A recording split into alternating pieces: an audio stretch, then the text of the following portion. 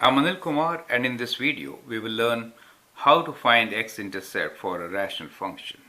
So the question here is, determine the x-intercept for the following rational functions. It is a test problem and you will soon understand why I have placed 2 before the real test problem. This one is the test question for you. Now let's begin by applying our understanding.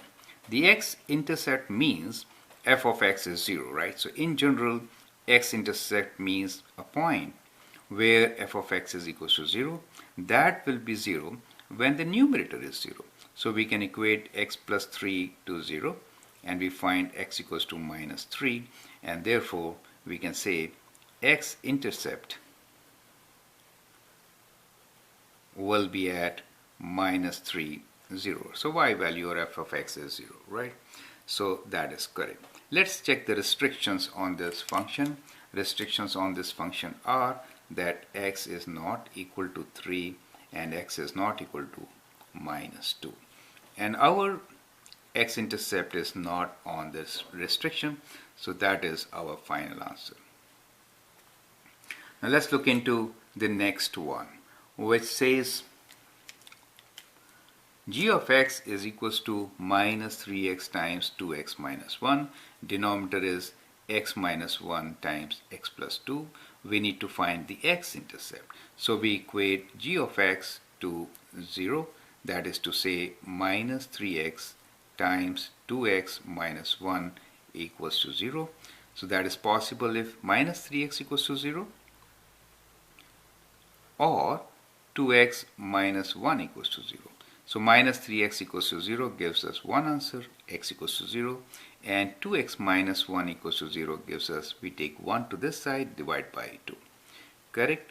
Now, so we have two different x-intercepts here, and we say x-intercepts for us are at x equals to 0 and at x equals to half. Correct? Now let us look into the restrictions of the function. Restrictions are x is not equal to 1 and minus 2.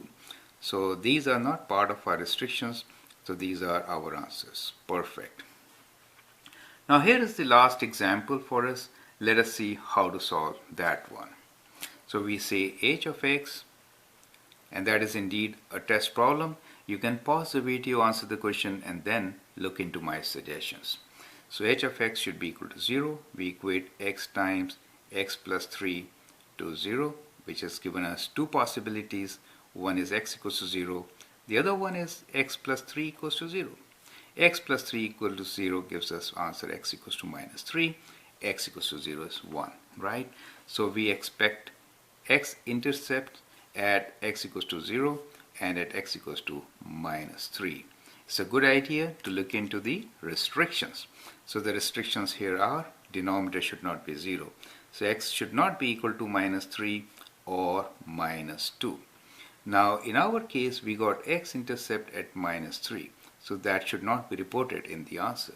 That is not valid since it is a part of restriction. We have x plus 3 in the denominator, and if you cancel, we actually have a hole at this point, not an x-intercept. You get the idea, right? So the x-intercept, so our answer in this case is x-intercept is at only x equals to 0, right? So x-intercept is only at x equals to 0. It is not at x equals to minus 3. We have a hole at that point. Perfect. So that's a part of exception to the rule that you equate the numerator and blindly write down your answer. No, check for the restrictions, right? So there are exceptions to this working, and always check for restrictions before writing your final answer. I hope you appreciate it. Thank you and all the best.